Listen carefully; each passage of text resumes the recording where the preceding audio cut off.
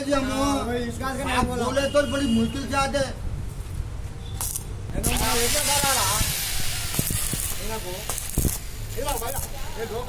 बात लगा